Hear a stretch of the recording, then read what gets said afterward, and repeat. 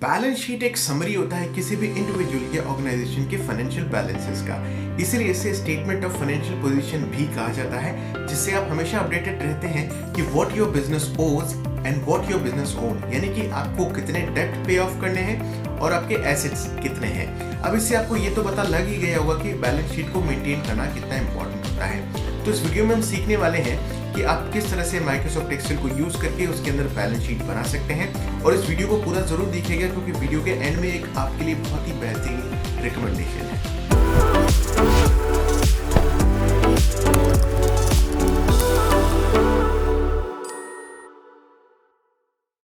दोस्तों, पहले एक एक्सेल शीट ओपन कर लें जहां हम बैलेंस शीट बनाएंगे। चलिए शुरू करते हैं। पहले फर्स्ट रो में हम कंपनी नेम लिख लेते हैं, फिर नेक्स्ट रो में बैलेंस शीट हेडिंग दे देते हैं और उसके नीचे रो पे डेट एंड ईयर यानी कि एज ऑफ दिसंबर 2021 लिख लेंगे। अब हम इन तीन रोज को थोड़ा फॉर्मेट कर लेते हैं।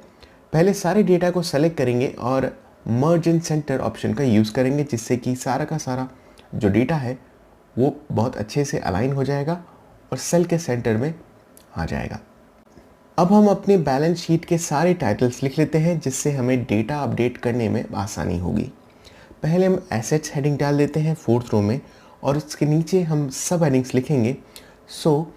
हम अब नीचे एक एक करके cash equivalents, accounts receivables, inventory, total current assets, plant and equipment, accumulated depreciation, net fixed assets और लास्ट में टोटल एसेट्स लिख लेंगे।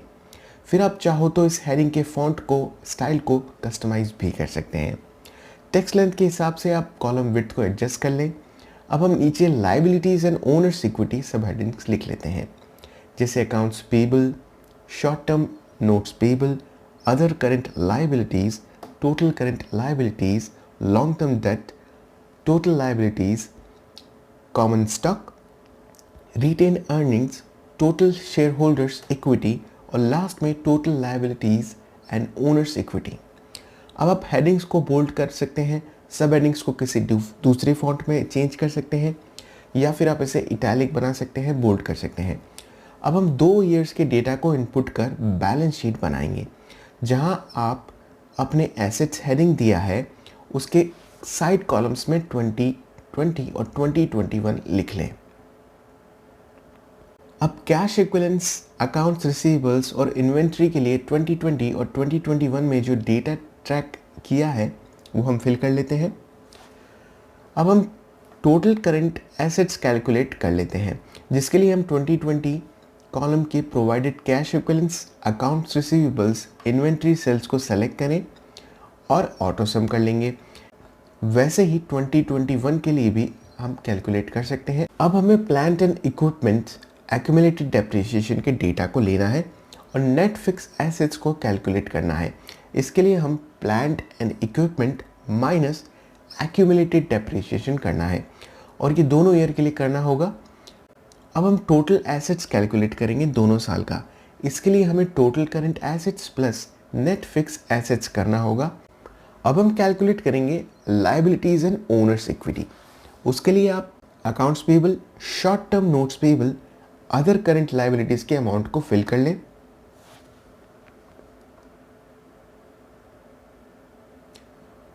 करंट लायबिलिटीज कैलकुलेट करने के लिए आपको सम फॉर्मूला अप्लाई करना है, इक्वल्स टू सम। उसमें आपको ऐड करना है accounts payable, short term notes payable and other current liabilities. आप इसे ऑटो सम भी कर सकते हैं और इसे ड्रैग करके 2021 के लिए भी कैलकुलेट कर सकते हैं।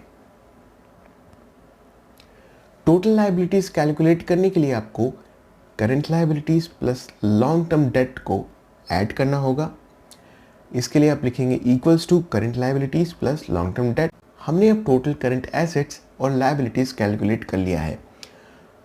अब आपको कॉमन स्टॉक, रिटेन अर्निंग्स के डेटा को फिल करना है दोनों सालों के लिए।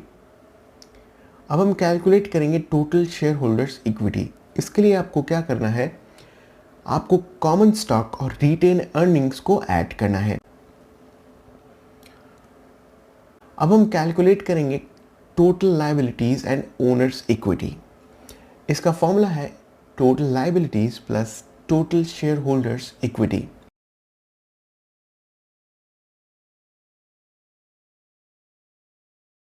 अब हम थोड़ा बैलेंस शीट को क्लियर और कस्टमाइज़ कर लेते हैं, जैसे कि आप फ़ॉन्ट चेंज कर सकते हैं, बैकग्राउंड कलर चेंज कर सकते हैं, बॉर्डर अप्लाई भी कर सकते हैं। तो दोस्तों आप देख सकते होंगे कि हमने अपना बैलेंस शीट तैयार कर लिया है।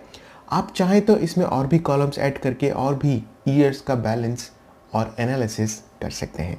दोस्तों आपको याद तो होगा कि मैंने आपको कुछ रिकमेंड करने का प्रॉमिस किया था, तो वो ये है कि आप अपना हर फाइनेंशियल डेटा और भी आसानी से हैंडी वे में ट्रैक कर सकते हैं one and only Leo app के साथ। सबसे बढ़िया बात यह है कि आपको ये कोई भी फॉर्मूला डालने की ज़रूरत नहीं है, आपको कोई भी ट्यूटोरियल नहीं चाहिए, आपको ना रोज बनाने हैं ना कॉलम्स ऐड करने हैं, सीधे अपने ज़रूरत के अनुसार टेम्पलेट चूज़ करें और डेटा मैनेज करें। बैलेंस शीट, एक्सपेंस शीट या प्रॉफिट एंड लॉस अकाउंट को कोई भी तरीके से आप मैनेज करें, ये टाइम कंज्यूमिंग तो होता ही है, और उसके ऊपर से फॉर्मूला गलत हो गया तो सारा फिर से एनालाइज करना पड़ेगा।